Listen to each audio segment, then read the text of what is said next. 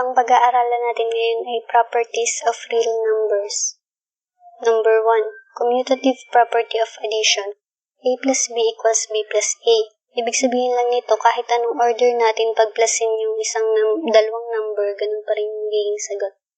Halimbawa, 1 plus 2 equals 2 plus 1. 1 plus 2 equals 3. 2 plus 1 equals 3. Ganun lang ibig sabihin ng commutative property of addition. Number 2, commutative property of multiplication. Ibig sabihin nito kahit anong order mo pag multiplyan yung dalawang number, ganun pa rin yung magiging sagot. Halimbawa, 2 times 3 equals 3 times 2. 2 times 3 equals 6 equals 3 times 2 equals 6. Ganun lang ibig sabihin ng commutative property of multiplication. Number 3, associative property of addition. A plus parenthesis B plus C equals parenthesis A plus B parenthesis plus C. Ibig sabihin nito, kahit anong gawin ng grouping sa pag-add ng numbers, ganun pa rin yung magiging sagot. Halimbawa, 1 plus parenthesis 2 plus 3 equals parenthesis 1 plus 2 plus 3.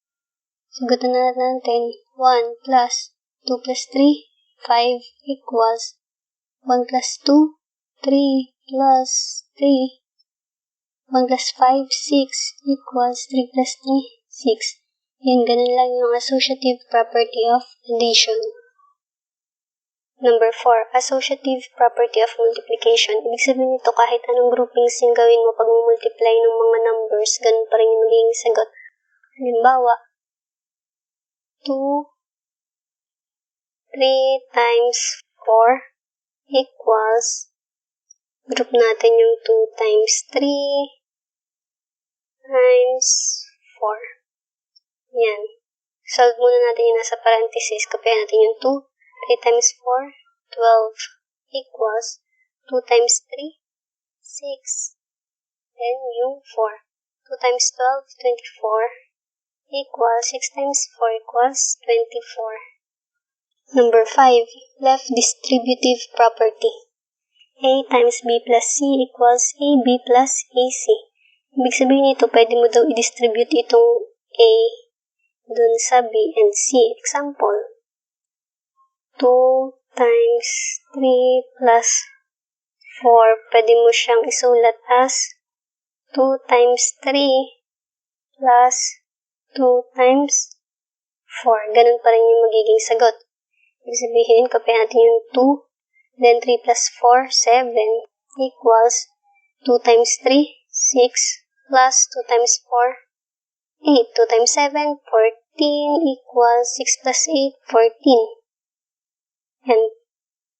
Ganyan lang ibig sabihin ng left distributive property. Number 6, right distributive property. Itong right distributive property ay katulad lang halos ng left distributive property. Ang kaibahan lang, itong namang variable na nasa right yung i-distribute natin.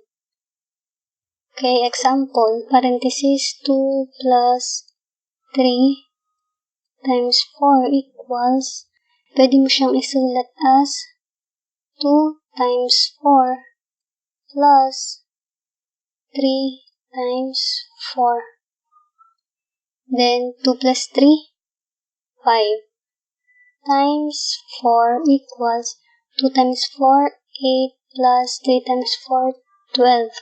Then, 5 times 4, 20 equals 8 plus 12, 20. Yan, ganun lang yung right distributive property. Number 7, additive identity property. A plus 0 equals A. Ibig sabihin nito, any number, plusan mo ng 0, ganun pa din yung sagot. Yung number pa rin na yun. Example, 1 plus 0 equals 1.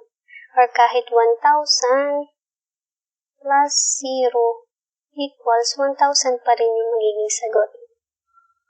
Ganun lang yan.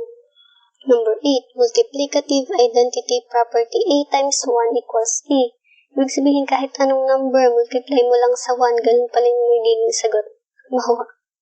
Bawa 9 times 1 equals 9 pa rin yung sagot.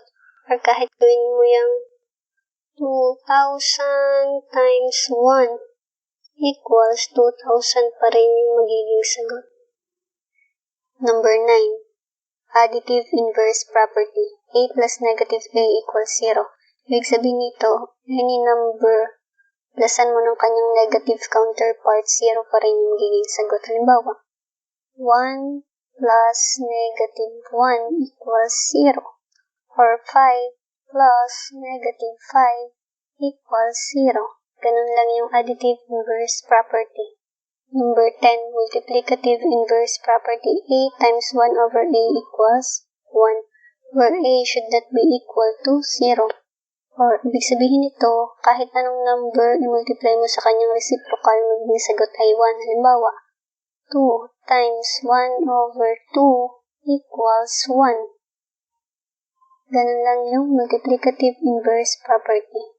Yan, tapos na natin ma-discuss yung properties of real numbers. Sana may natutunan kayo sa lesson ito.